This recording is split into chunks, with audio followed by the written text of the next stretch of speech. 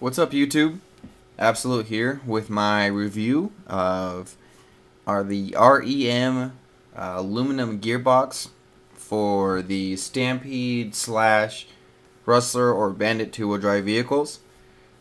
Start off by kind of giving an example of why this gearbox and types of gearboxes available for Traxxas two-wheel drive vehicles.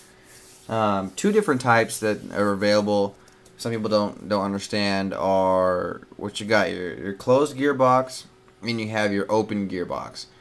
Now the closed gearbox is going to be a replication or representation of the stock gearbox, and so it's going to have this back cover here that you see here, this back cover here as well, and that's going to be your closed gearbox. Benefits to that are as follows: you can actually use the Traxxas Wheelie bar mount, like the one that comes stock or on the Stampede, all the other ones. Essentially just the Traxxas stock one. You can use that, or you can use the RPM mount, as you see here as well. I have package well showing it here as well, which is if you're going to use this, then you definitely want this, because this only has your two bolts basically holding it on here, and then some down here, but it's going to pop out really easily. So if you're going to run this, then you'll definitely want to run the RPM wheelie bar mount. There's a lot more mounting holes, a lot more strength. That's actually what's listed on the vehicle. I probably should have done this video prior to me bashing my truck hard and busting off the wheelie bar wheels. There's fragments you can kind of see what's left over from the kind of the bash. But as some of you guys may know, I drive my trucks look pretty, but I drive them hard as well. So they make replacement parts. You know what I mean? You gotta enjoy your RC, that's for sure. So going back, so you got your closed gearbox, which is example here. And again, the benefits are the only benefits are being able to use the stock or the Traxxas wheelie bar mount. That's gonna be the only benefits there. And so that's the only benefit. So the number two option is going to be pretty much what the only people only know, and that's the Integy Gearbox, as shown here, which a lot of the YouTube users have, and I imagine a lot of them just think this is the only option available. Now this is an example of a closed gearbox mounted here on a Rustler two-wheel drive, open gearbox mounted here on a Rustler two-wheel drive. The benefits of this gearbox are as follows: a little bit more airflow, less motor protection, which is actually a con and a pro to the closed, but you're able to mount bigger motors, which is exactly the reason why it's on this truck with this motor. So you're actually able to mount bigger motors than with this one. As well, you could do a heat sink as well. You could do like the heat sink and heat seat fan that you see available would be another option of using this specific gearbox. For example, like these heat sinks, some of them have fans on top. That'd be an option. You can actually fit them on these as well. Not as much space as you can see there. So that's one option. So that's kind of the example. A lot of people don't know that there's a lot more available out there for the Traxxas two-wheel drives than just the Integy gearboxes. This one specifically is actually as much against as Integy I am. This and actually what's up here, which is their springs, for listed as the slash two-wheel drive, fits all the other two-wheel drives as well, of course, are the only pretty much the only two items for Integy I had purchased. Actually, I got one more coming in the mail that they sent to me, but it actually wasn't there, and that's going to be the 34 tooth spur metal, $15. I'd rather not go with a metal spur. But I'm like the only ones that make a 34 tooth spur mod 1 that's going to fit here. So this is a 36 tooth from Traxxas mod 1 for the Revo 3.3. And so that's the reason behind that too as well. So that's the reason why a closed gearbox here. Some people don't know, and then there's a few out there. There's going to be new age era or new era, something like that. Used to make them. They really stopped making them. They actually had a decent design with a flaw. GH Racing made a decent one, and for a while there, they were one of the favorites, or if not the favorite, especially because they were priced at $30. but they've become a flaw lately where people have found that one of their bearings doesn't sink in enough, and it causes binding, and it can cause massive transmission failure along with motor failure. So they've been kind of out of the picture. According to the company, they're fixing it, but they're actually a lot like the Integy one, where it's bare bones, kind of, decent, $30. Whereas that one is $30. This one here is close to $70 with shipping for this gearbox. And there's a reason behind that, and it's you get what you pay for. Where of course the Integy Gearbox definitely a candidate that I'll likely even put on my girl Stampede, because it's silver. This one here as well, it's gonna have no tow-in, which I'll go into. There is a gearbox that has tow-in. The ProTrack kit rear arms already have the tow-in included. But above all else is that you can get them anodized. Now there was actually some problems with this company sending out anodized gearboxes and aluminum chassis and things that they do, and it being too light. So it's going to be like red and blue, and pretty much all aluminum across all levels of all things, not just RC, are pretty much the exact same shade of red and blue. It's just that these guys seem like they didn't do it for enough time, or it's like their mixture was diluted. I'm not really sure. I've never done anodizing myself. I work for a company that does so I don't know. But that's what it seemed like. So kind of a hard thing it seems to get wrong, because, anything that's manufactured in red aluminum, it's like the same color.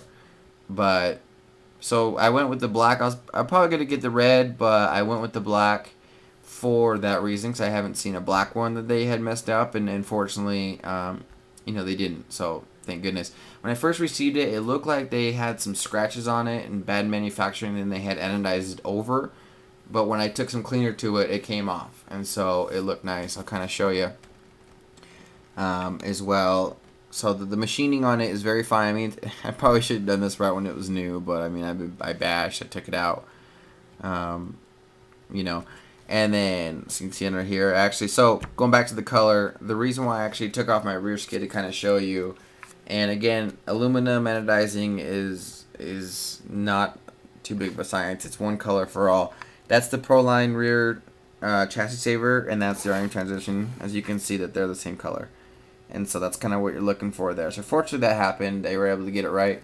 You can see those 4 screws there. There's a bottom section here on the transmission. That's this line here that holds the arms that comes off separately, which is nice.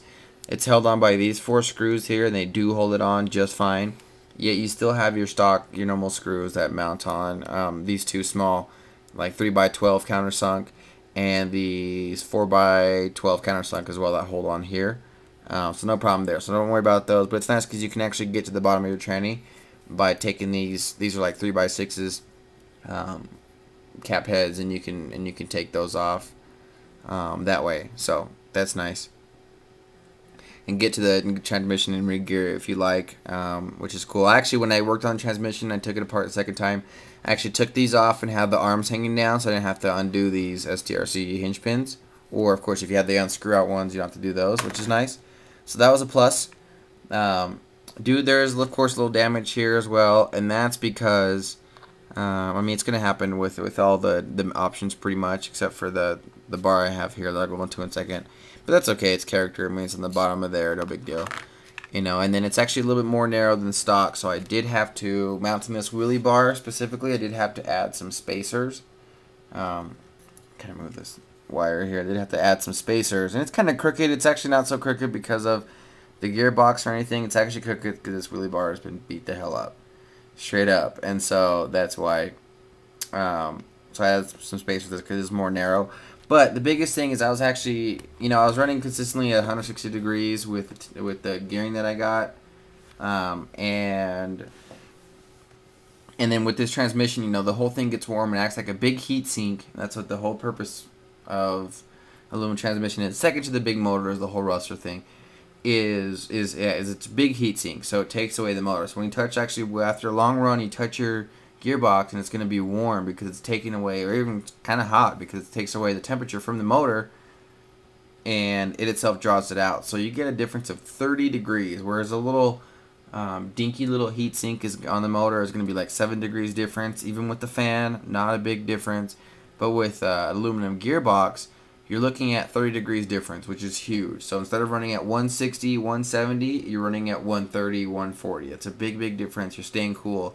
I'm actually running a lot more comfortably with it and not having to consistently check temperatures as much, which is important, of course. You know, you can go over 200 degrees, you fry it. Anything over 160 isn't good, and so that's a good thing. So, you know, it's giving me like peace of mind to be able to run it. It's nice. It looks good. It feels nice. It's got a good, you know, you could tell that they took, you know, their time with it too as well. And so the machining is nice.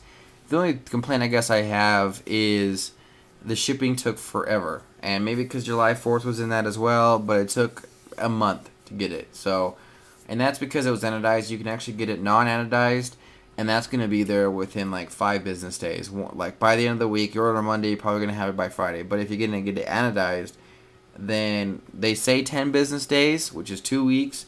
But mine took 20 business days for me to get it. And again, July 4th in the middle of that. It's probably they have to send it off to get anodized and then receive it back. You know, and I actually had written a note about how my concerns were in regards to anodizing. And so, you know, who knows if they counted it back and it was kind of not well done. I always kind of drop that you know, in public, I'm on the forums for companies if I'm afraid they're going to mess up some way, because that way they're like, oh, well, if we, you know, mess up, it's not just some kid sitting, you know, on some street driving his RC truck. It's, you know, a guy who's going to tell people, and they're, you know, then they're not going to buy our product. So I try to kind of convey that nicely and politely, you know, and kind of, you know, drop that casually saying, hey, you know, big time on the forums and see your products a lot. And big fan. Had some concerns with the anodizing, but hopefully this won't happen with the black ones. And that's kind of how it came about. So I'm guessing that could have happened, or could have been because of the holiday weekend. But, you know, so it didn't, thank goodness. So the only drawback was that. But once I received it, you know, you forget about it. I was going crazy for that month. But once I received it, it was awesome. So question 2. Why not just run that new Proline transmission? You know, why not run that? I actually looked at that, and the first day it came out, I actually had that thing in my hand, and I had it in my hand, and I was thinking, well, you know, I was seeing if there was an option. But thing is I run a Tegan Pro 4, and along like with this motor as well, running the 5mm shafts. 5mm shafts do require you to use a 32 pitch gear, which is those gears as well. That's 32 pitch gears right there. You know what I mean? Versus these, so you got the 5mm bore, much bigger pinions. Pinions are actually about $12 a piece for 32 pitch. A lot different gearing. Like this is a broke my 54. This is like a 56, 17. And so that's why. So the Proline has spur gear specific only to their tranny, and right now it doesn't seem like they even have another option except for what comes with it. It's got some pros and cons. I know someone that's running it and pretty happy with it. But it's, at the same time, it's got some like plastic gears, and so, you know, it's neat tranny. I love how you can kind of take it off without having to remove the whole thing. That's cool. But in my application with a motor with 5mm shaft, it's not going to work out for me, and so, you know, didn't go with that option as well. But if you run, you know, if you got like a Castle 3800 and it's got a 3.5mm shaft, you know, you're running 48 pitch gears, that's a great option to look at. Especially with the slipper clutch that it's got, you know, something above Traxxas' slipper clutch is much better. I run a bigger spring and everything, so like that. Still, the slipper clutch definitely isn't the best. It's not bad. I mean, it's never given me problems, but you know, other manufacturers' slipper clutches are much better than they are. So going back, so what do you do if you have an open case transmission such as this, and you're not able to run the Traxxas wheelie bar? Well, the option that you got is, first is like this one. Integy sells a wheelie bar. I would not get it personally. T-Bone sells one, or T-Bone Racing sells one. I would get that one. I don't like the style of it personally, but it was a product that I would personally buy because it is a good product and well done.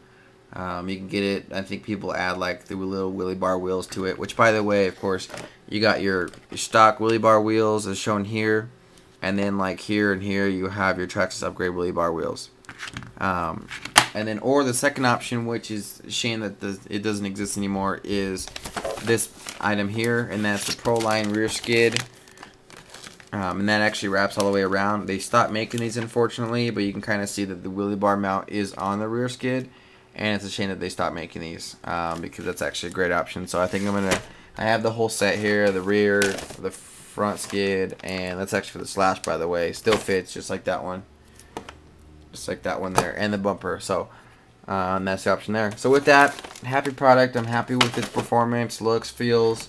Love the fact that it really helps temperatures out, and I would definitely buy one again, and I may do some in the future. So with that, any questions, post them down below. Thanks for watching. Hit the comments, hit the like button if you'd like to. Latest.